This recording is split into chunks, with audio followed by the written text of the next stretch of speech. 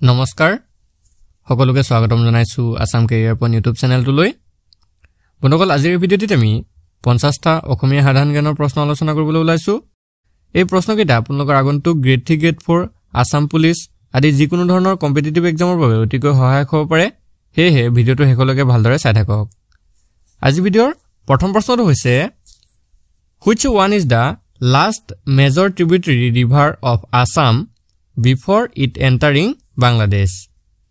বাংলাদেশত প্ৰৱেশ কৰাৰ আগতে অসমৰ ব্ৰহ্মপুত্ৰৰ অন্তিমখন মুখ্য উপনদী কোনখন উত্তৰটো অপচন এ হুনকুখ মনকল বাংলাদেশত প্ৰৱেশ কৰাৰ আগতে অসমৰ ব্ৰহ্মপুত্ৰৰ অন্তিমখন মুখ্য উপনদী হৈছে হুনকুখ আৰু এই হুনকুখ নদীখন উত্তৰ ভূটানৰ পৰা উৎপত্তি হৈছে আৰু অসমৰ ব্ৰহ্মপুত্ৰত শেষ হৈছে গৈ তো ভালদৰে মনত ৰাখি দিব যে উত্তৰ ভূটানৰ পৰা এই হুনকুখ নদীখনৰ উৎপত্তি হৈছে নেক্সট কোৱেশ্চনটো চাও নেক্সট কোৱেশ্চনটো কি দিছে when did the first amendment of the Indian Constitution take place ভাৰতীয় সংবিধানৰ প্ৰথম সংশোধনী কেতিয়া হৈছিল কাৰেক্ট আনসাৰটো অপচন এ 18 জুন 1951 1951 চনৰ 18 জুন তাৰিখে ভাৰতীয় সংবিধানৰ প্ৰথম সংশোধনী হৈছিল ভাৰতৰ তেতিয়াৰ প্ৰধানমন্ত্ৰী জৱাহৰলাল নেহৰুৱে 1951 চনৰ 10 মেত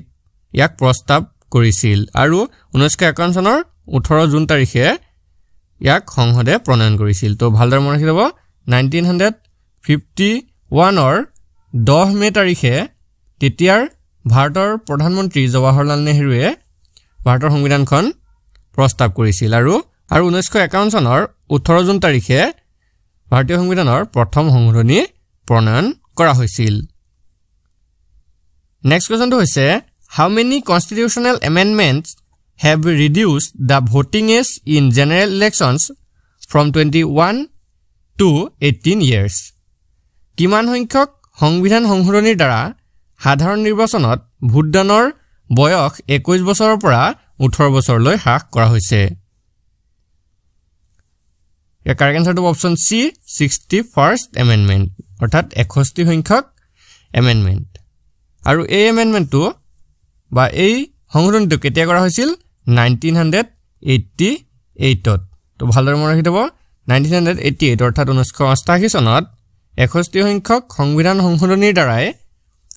ভোটদানৰ বয়সটো 21 বছৰৰ পৰা 18 বছৰলৈ হ্ৰাস কৰা হৈছিল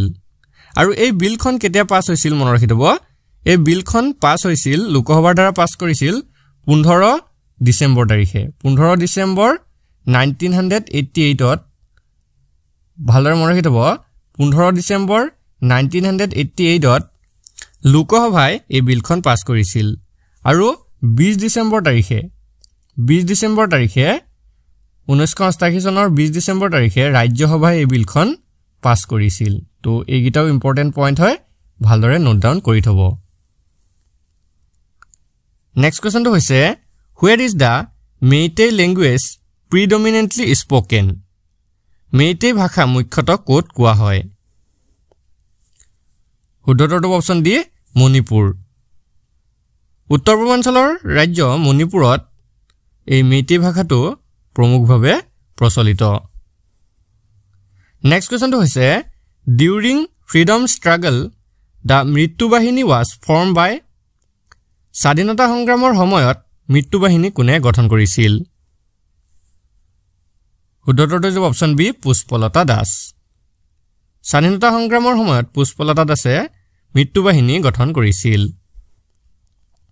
বন্ধুসকল আজি ভিডিঅ'ৰ কোৱেশ্চনসমূহ ডিসকাস কৰাৰ আগতে এটা খুবেই ইম্পৰ্টেন্ট কথা ক'বলৈ ওলাইছো বেসিক্যালি আমি কি কৰিছো আমাৰ ওচৰত যিমানবোৰ বুক ষ্টল আছে বা অফলাইন ষ্টৰ আছে সেই সকলোবোৰ ভিজিট কৰি আপোনালোকৰ আগন্তুক গ্ৰেড 3 আৰু গ্ৰেড 4 পৰীক্ষাৰ বাবে প্ৰয়োজনীয় কিতাপবোৰ বাছি আনিছো আপোনালোকৰ বহুতৰে হয়তো সেই কিতাপবোৰ কিনিব পৰা সামৰ্থ্য নাথাকিব পাৰে কাৰণ একোখন কিতাপৰ মূল্য 400 টকা 500 টকা পৰ্যন্ত হয় হেহে আমি কি কৰিছো সেই কিতাপবোৰ ই-বুক অৰ্থাৎ পিডিএফ ফৰ্মত আপোনালোকলৈ আগবঢ়াবলৈ চেষ্টা কৰিছো তো আপোনালোকে কি কৰিব মাত্ৰ 9 টকা পে কৰি আমাৰ পৰা পিডিএফটো লৈ ল'ব পাৰিব পিডিএফটো পাবলৈ আপোনালোকে একো কৰিব নালাগে তলত এটা WhatsApp নম্বৰ দিয়া আছে তাতে আপোনালোকে এটা মেছেজ কৰি দিব আৰু আমি স্কেনাৰ বা UPI আইডি এটা আপোনালোকক পঠাই দিম তো তাতে আপোনালোকে 9 টকা সেন্ড কৰি দিয়াৰ লগে লগে আপোনালোকক PDF টো প্ৰভাইড কৰি দিয়া হ'ব আৰু এনেদৰে আপোনালোকে যিকোনো পৰীক্ষাৰ বাবে প্ৰয়োজনীয় PDF সমূহ আমাৰ পৰা লৈ থাকিব পাৰিব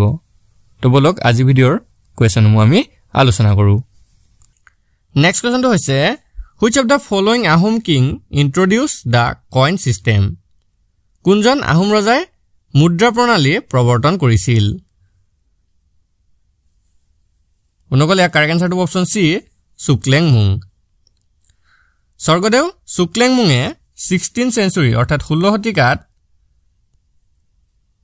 মুদ্ৰা প্ৰণালী বা কইন সিস্টেমটো ইন্ট্ৰোডিউস কৰিছিল নেক্সট কোৱেশ্চনটো হৈছে ৰাজতৰঙ্গিনী written by Kalhana is a story of the king of কলহনৰ দ্বাৰা লিখা ৰাজতৰঙ্গিনী কোৰ ৰজাৰ কাহিনী উত্তৰটো অপচন সি কাশ্মীৰ কলহনৰ ৰাজতৰঙ্গিনীয়ে কাশ্মীৰৰ ৰজাসকলৰ বিষয়ে প্ৰশাসনিক সামাজিক ৰাজনৈতিক অৰ্থনৈতিক আদি তথ্য প্ৰদান কৰে তো ভালদৰে মনত ৰাখিব ইয়াতে আপোনালোকৰ প্ৰশ্নটো এনে ধৰণে হ'ব পাৰে যে ৰাজতৰঙ্গিনী কোনে লিখিছিল তো হেতু হৈ যাব কলহনে ৰাজতৰঙ্গিনী লিখিছিল এটো আপোনালোকে ভালদৰে মনত ৰাখি থব নেক্সট কোৱেশ্চনটো হৈছে who was the Ahom ruler during the first Ahom Kush war in 1546 1546 চনত প্ৰথম আহোম কুশ যুদ্ধৰ সময়ত আহোম শাসক কোন আছিল উত্তৰটো অপচন এ সুক্লেংমুং 1546 চনত আহোম আৰু কুশসকলৰ মাজৰ হোৱা যুদ্ধৰ সময়ত আহোমসকলৰ শাসক আছিল সুক্লেংমুং আৰু সেই সময়ত কুশসকলৰ শাসক আছিল নৰনাৰায়ণ তো দুইটা মনত ৰাখি থব কোনটো পৰীক্ষাত আহিব পাৰে আপোনালোকে যিটো আহে হেতু যাতে কৰি থৈ আহিব পাৰে নেক্সট কোৱেশ্চনটো হৈছে where was the third Khelo India Youth Games held তৃতীয় খেলো ইন্ডিয়া যুৱ ক্ৰীড়া কোন ঠাইত অনুষ্ঠিত হৈছিল উত্তৰটো অপচন বি গুৱাহাটী তৃতীয় খেলো ইন্ডিয়া যুৱ ক্ৰীড়াটো গুৱাহাটীত অনুষ্ঠিত হৈছিল আৰু কেতিয়াৰ পৰা কেতিয়ালৈ অনুষ্ঠিত হৈছিল হেতু আপোনালোকে মনত ৰাখি থব তো এটো অনুষ্ঠিত হৈছিল 10 জানুৱাৰী ভালদৰে মনত ৰাখি থব 10 জানুৱাৰী 2020 ৰ পৰা 22 জানুৱাৰী 2020 লৈকে খেলো ইন্ডিয়া তৃতীয় খেলো ইন্ডিয়া যুৱ ক্ৰীড়াটো অনুষ্ঠিত হৈছিল তো ইম্পৰ্টেন্ট পইণ্ট হয় ভালদৰে মনত ৰাখি থব 10 জানুৱাৰী 2020 ৰ পৰা 22 জানুৱাৰী 2020 লৈকে এটো অনুষ্ঠিত হৈছিল নেক্সট কোৱেশ্চনটো চাও নেক্সট কোৱেশ্চনটো হৈছে হেলচিনকি ইজ দা ক্যাপিটেল অফ হেলচিনকি কাৰ ৰাজধানী বা কোনখন দেশৰ ৰাজধানী হেলচিনকি ইয়াৰ উত্তৰটো হৈ যাব অপচন ডি ফিনলেণ্ডৰ ৰাজধানী হৈছে হেলচিনকি ইয়াৰ লগতে আপোনালোকে ফিনলেণ্ডৰ যেটো কাৰেন্সি আছে বা মুদ্ৰা আছে হেতু মনত ৰাখি থব তো ফিনলেণ্ডৰ কাৰেন্সিটো হৈছে ইউৰো ফিনলেণ্ডৰ কাৰেন্সিটো হৈছে ইউৰো আপোনালোকে ভালদৰে মনত ৰাখি থব নেক্সট কোৱেশ্চনটো হৈছে the first Assamese language magazine Orunodoi was published from প্ৰথম অসমীয়া ভাষাৰ আলোচনী অৰুণোদয় ক'ৰ পৰা প্ৰকাশিত হৈছিল বনগল ইয়াৰ উত্তৰটো অপচন সি শিৱসাগৰ 1846 চনৰ পৰা 1846 ৰ পৰা অৰুণোদয়খন শিৱসাগৰৰ পৰা প্ৰকাশ পাইছিল আৰু অৰুণোদয়খন আছিল এখন মন্থলি প্ৰকাশ হোৱা আলোচনী অৰ্থাৎ মাহেকীয়া আলোচনী আছিল নেক্সট কোৱেশ্চনটো চাও নেক্সট কোৱেশ্চনটো হৈছে গুৰু Bipin Singh was known for which classical dance form গুৰু বিপিন সিং কোন শাস্ত্ৰীয় নৃত্যৰ বাবে জনাজাত আছিল উত্তৰটো হ'ব অপচন এ মণিপুৰী গুৰু বিপিন সিং মণিপুৰী শাস্ত্ৰীয় নৃত্যৰ বাবে জনাজাত আছিল পিছৰ প্ৰশ্নটো হৈছে when was the প্ৰধানমন্ত্ৰী মাতৃ বন্দনা যোজনা started প্ৰধানমন্ত্ৰী মাতৃ বন্দনা যোজনা কেতিয়া আৰম্ভ কৰা হৈছিল মনগল ইয়াৰে উত্তৰটো অপচন এ 1 জানুৱাৰী 2017 তো 2017 চনৰ প্ৰথম জানুৱাৰীৰ পৰা প্ৰধানমন্ত্ৰী মাতৃ বন্দনা যোজনা আৰম্ভ হৈছিল নেক্সট কোৱেশ্চনটো হৈছে দা আইন ই আকবৰী was written by আইন ই আকবৰী কোনে লিখিছিল শুদ্ধটো অপশন সি আবুল ফজল তো আইন ই আকবৰীটোক আৰু এটা নামেৰে জনা গৈছিল তো সেই নামটো হৈছে এডমিনিষ্ট্ৰেশ্যন অফ আকবৰ অৰ্থাৎ আকবৰৰ প্ৰশাসন তো এইটো ইম্পৰ্টেন্ট প্ৰশ্ন হয় আইন ই আকবৰীটোক এডমিনিষ্ট্ৰেশ্যন অফ আকবৰ অৰ্থাৎ আকবৰৰ প্ৰশাসন বুলিও জনা গৈছিল হেতু আপোনালোকৰ পৰীক্ষাত আহিব পাৰে আৰু এটো কোনে লিখিছিল আবুল ফজলে লিখিছিল আৰু এটো কি ভাষাত লিখা হৈছিল হেতু আপোনালোকৰ আহিব পাৰে তো এটো লিখা হৈছিল পাৰ্চী ভাষাত তো গুটেকিটা পইণ্ট ইম্পৰ্টেন্ট হয় ভালদৰে মনত ৰাখি থব নেক্সট কোৱেশ্চনটো হৈছে which of the following was the first newspaper of India নিম্নলিখিত কোনখন ভাৰতৰ প্ৰথম বাতৰি কাকত আছিল শুদ্ধটো option A the Bengal Gazette তো এটো আপোনালোকৰ কিতাবা এনেকা আহিব পাৰে হিকিজ বেংগল গেজেট আহিব পাৰে তো এটো হিকিজ বেংগল গেজেট বুলিও কিতাবা আহিব পাৰে আৰু এটো কেতিয়া প্ৰকাশিত হৈছিল হেতু আপোনালোকে ভালদৰে মনত ৰাখি থব 29 জানুৱাৰী বনগল 29 জানুৱাৰী 1780 ৰ পৰা হিকিজ বেংগল গেজেট প্ৰকাশিত হৈছিল তো 29 জানুৱাৰী 1780 চনৰ পৰাই হিকিৰ বেংগল গেজেট বাতৰি কাকতখন প্ৰকাশিত হৈছিল নেক্সট কোৱেশ্চনটো হৈছে who was the creator of the fictional character Kripabar Barua Kripabar Barua নামৰ কাল্পনিক চৰিত্ৰটোৰ সৃষ্টিকৰ্তা কোন আছিল তো ইয়াৰ শুদ্ধটো option A Lakshminath Bezbaroa next কোৱেশ্চনটো হৈছে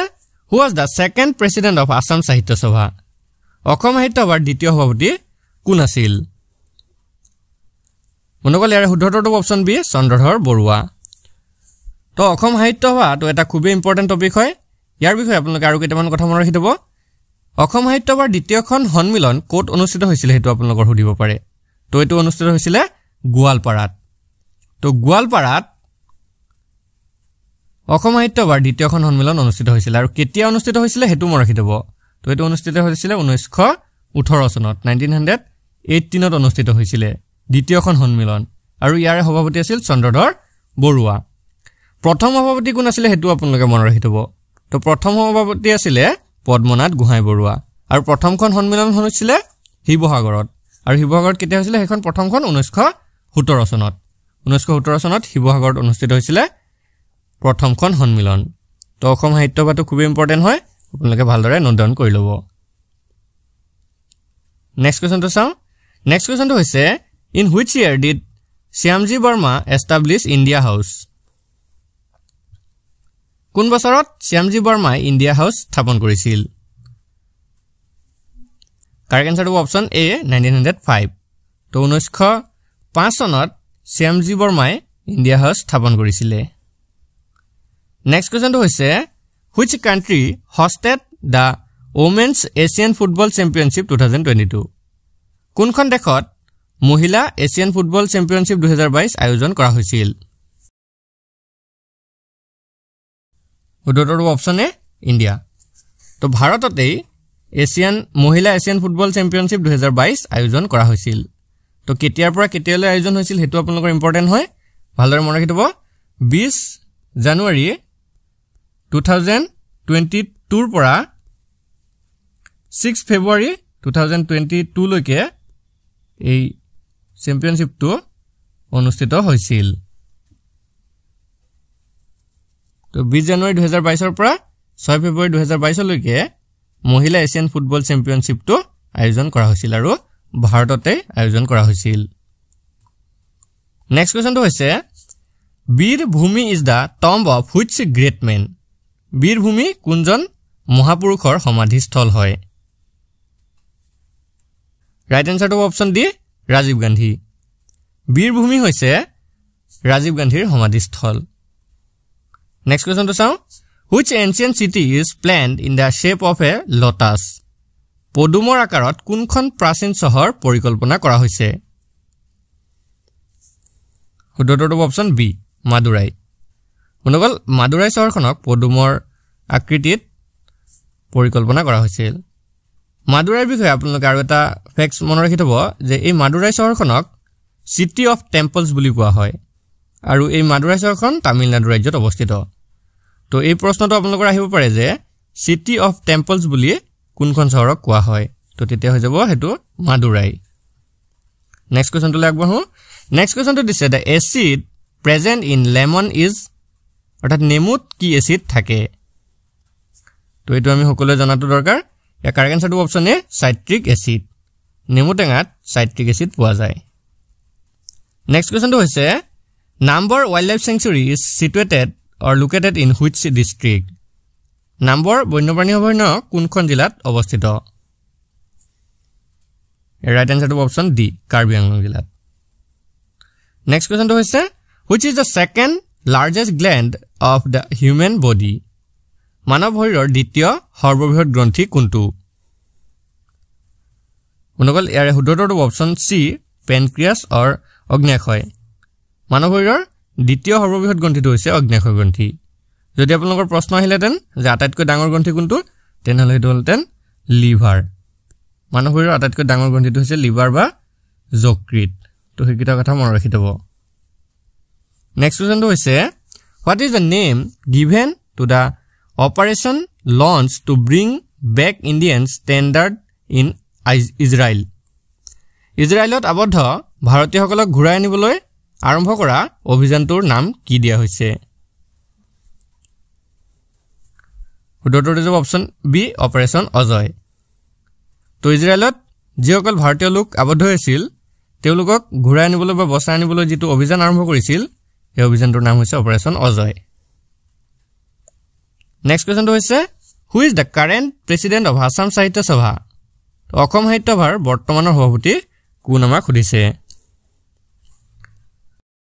ৰাইট আনসাৰটো option B doctor Suryakanta Hazarika Asom Sahitya সভাৰ বৰ্তমান সভাপতি হৈছে ডক্টৰ সূৰ্যকান্ত হাজৰিকা নেক্সট কোৱেশ্চনটো হৈছে which of the following was a port city of the Indus Valley civilization নিম্নলিখিত কোনখন হিন্দু সভ্যতাৰ বন্দৰ চহৰ আছিল ইয়াৰ শুদ্ধটো অপচন বি লোথাল লোথালটো আছিল হিন্দু সভ্যতাৰ বন্দৰ চহৰ বা পোৰ্ট সিটি নেক্সট কোৱেশ্চনটো হৈছে which article of Indian Constitution defines the money bill ভাৰতীয় সংবিধানৰ কোনটো অনুচ্ছেদে ধন বিলৰ সংজ্ঞা দিয়ে তো ইয়াৰ শুদ্ধটো অপচন ডি আৰ্টিকল 110 ভাৰতীয় সংবিধানৰ 110 নং অনুচ্ছেদে ধন বিলৰ বা মানি বিলৰ সংজ্ঞা দিয়ে নেক্সট কোৱেশ্চনটো হৈছে the currency of South Korea is দক্ষিণ কোৰিয়াৰ মুদ্ৰা কি শুদ্ধটো অপচন ডি won অনুকল দক্ষিণ কোৰিয়াৰ মুদ্ৰা হৈছে won আপোনালোকে কনফিউজ নহব ইয়েন আৰু wonৰ মাজত কাৰণ ইয়েনটো হৈছে জাপানৰ মুদ্ৰা ঠিক আছে ভালদৰে মনত ৰাখি থব জাপানৰ মুদ্ৰা হৈছে ইয়েন আৰু wonটো হৈছে সাউথ কোৰিয়া বা দক্ষিণ কোৰিয়াৰ মুদ্ৰা নেক্সট কোৱেশ্চনটো হৈছে which of the following is called white gold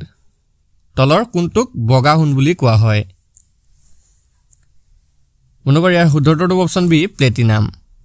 প্লেটিনামক বগা সোণ বুলিও কোৱা হয় নেক্সট প্ৰশ্নটো হৈছে which of the following is abundant in the liver oil of fish মাছৰ যকৃতৰ তেলত প্ৰচুৰ পৰিমাণে কি ভিটামিন থাকে অনুকল ইয়াৰ কাৰেক্ট আনসাৰটো option D both A and C অৰ্থাৎ মাছৰ যকৃতৰ তেলত ভিটামিন A আৰু ভিটামিন D এই দুটা প্ৰচুৰ পৰিমাণে পোৱা যায় তো ভালদৰে মনত ৰাখিব ভিটামিন A আৰু ভিটামিন D নেক্সট কোৱেশ্চনটো হৈছে who presides over the joint session of parliament in India ভাৰতত সংসদৰ যুটীয়া অধিৱেশনত কোনে সভাপতিত্ব কৰে ইয়াৰ শুদ্ধটো অপচন সি লোকসভাৰ অধ্যক্ষ অৰ্থাৎ স্পিকাৰ অফ লোকসভা নেক্সট কোৱেশ্চনটো হৈছে the first passenger train in India was opened under the governor generalship of ভাৰতৰ প্ৰথম যাত্ৰীবাহী ৰেলখন কোনজন গভৰ্ণৰ জেনেৰেলৰ সময়ত মুকলি কৰা হৈছিল ইয়াৰ কাৰেক্ট আনসাৰটো হৈছে অপচন সি লৰ্ড ডেলহাউসিৰ সময়তেই ভাৰতৰ প্ৰথম যাত্ৰীবাহী অৰ্থাৎ প্যাসেঞ্জাৰ ৰেলখন মুকলি কৰা হৈছিল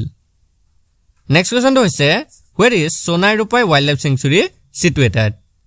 সোণাই ৰূপাই বন্যপ্ৰাণী অভয়াৰণ্য ক'ত অৱস্থিত শুদ্ধটো যাব অপচন ডি শোণিতপুৰ জিলা মনকল ভালদৰে মনত ৰাখিব অসমৰ শোণিতপুৰ জিলাতে সোণাই ৰূপাই বন্যপ্ৰাণী অভয়াৰণ্যখন অৱস্থিত পিছৰ প্ৰশ্নটো হৈছে where is Chakrashila wildlife sanctuary situated Chakrashila বন্যপ্ৰাণী অভয়াৰণ্য ক'ত অৱস্থিত শুদ্ধটো যাব অপচন এ কোকৰাঝাৰ জিলাত চক্ৰশিলা বন্যপ্ৰাণী অভয়াৰণ্যখন অৱস্থিত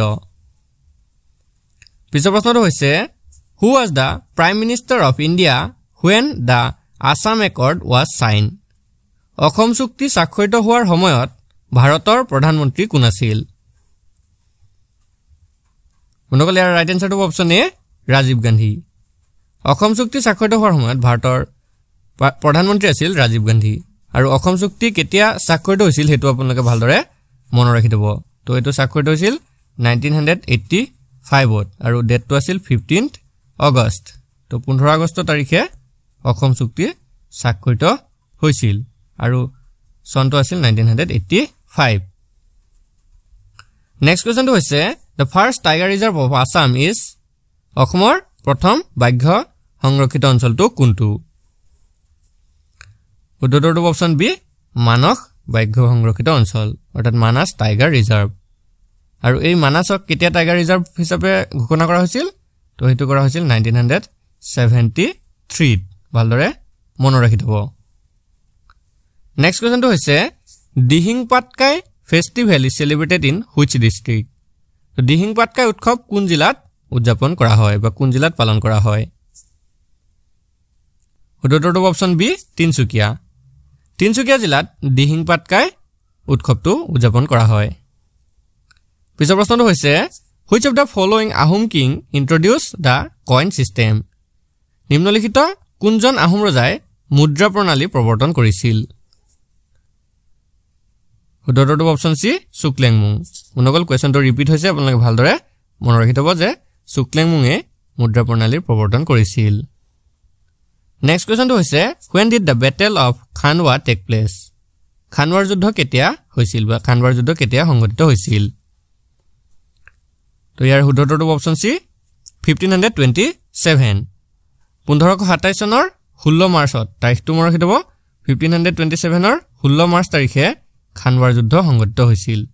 কাৰ মাজত সংঘটিত হৈছিল হেতু মনত ৰাখি থব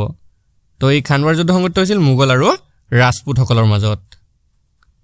নেক্সট কোৱেশ্চনটো চাও নেক্সট কোৱেশ্চনটো দিছে when was the battle of Buxar fought boxer যুদ্ধ কেতিয়া সংঘটিত হৈছিল ইয়াৰে শুদ্ধটো অপচন বি 1764 তো 1764 চনত বক্সাৰ যুদ্ধ সংঘটিত হৈছিল আৰু তাৰিখটো আছিল 22 অক্টোবৰ নেক্সট কোৱেশ্চনটো চাও নেক্সট কোৱেশ্চনটো হৈছে the Rhino Day in Assam is celebrated on অসমত গড় দিৱস কোন তাৰিখে বা কোন দিনাখনি পালন কৰা হয় ইয়াৰে শুদ্ধটো অপচন বি 22nd September অৰ্থাৎ 22 সেপ্টেম্বৰ তাৰিখে অসমত গড় দিৱস পালন কৰা হয় নেক্সট কোৱেশ্চনটো হৈছে where is the gateway of India located gateway of India ক'ত অৱস্থিত মনকল ইয়াৰে ৰাইট আনসাৰটো অপচন ডি মুম্বাইত gateway of India located next কোৱেশ্চনটো হৈছে Mohenjo-daro is situated on the bank of which river Mohenjo-daro কোনখন নদীৰ পাৰত অৱস্থিত মনকল ইয়াৰে শুদ্ধটো অপচন ডি ইন্দাস ৰিভাৰ অৰ্থাৎ সিন্ধু নদীৰ পাৰত অৱস্থিত পিছৰ প্ৰশ্নটো হৈছে what was the shape of the great bath of Mohenjo-daro Mohenjo-daroৰ বিশাল স্নানাগাৰৰ আকৃতি কেনেকুৱা আছিল ইয়াৰে শুদ্ধটো অপচন এ ৰেক্টেংগুলাৰ অৰ্থাৎ আয়তাকাৰ আছিল পিছৰ প্ৰশ্নটো হৈছে what is the minimum age for a membership to Rajya Sabha ৰাজ্যসভাৰ সদস্য পদৰ বাবে নিম্নতম বয়স কিমান হ'ব লাগে মনকল ইয়াৰে কাৰেক্ট আনসাৰটো অপচন সি 30 years ৰাজ্যসভাৰ সদস্য পদৰ বাবে নিম্নতম বয়স 30 বছৰ হ'ব লাগে পিছৰ প্ৰশ্নটো হৈছে when is national sports day celebrated in India ভাৰতত ৰাষ্ট্ৰীয় ক্ৰীড়া দিৱস কেতিয়া উদযাপন কৰা হয় শুদ্ধটো অপচন এ 29 আগষ্ট 29 আগষ্ট তাৰিখে ভাৰতত ৰাষ্ট্ৰীয় ক্ৰীড়া দিৱস উদযাপন কৰা হয় নেক্সট কোৱেশ্চনটো হৈছে the googly is a term used in which sport গুগলি কোনবিধ খেলত ব্যৱহৃত শব্দ বন্ধুসকল ইয়াৰে শুদ্ধ উত্তৰটো অপচন বি ক্ৰিকেট তো গুগলি শব্দটো ক্ৰিকেট খেলত ব্যৱহাৰ কৰা এটা শব্দ পিছৰ প্ৰশ্নটো হৈছে who is called the father of the Indian economic reform ভাৰতীয় অৰ্থনৈতিক সংস্কাৰৰ জনক বুলি কাক কোৱা হয় শুদ্ধ উত্তৰটো option B PV. Narasimha Rao PV. নৰসিংহ ৰাওক ভাৰতীয় অৰ্থনৈতিক সংস্কাৰৰ জনক বা পিতৃ বুলি কোৱা হয়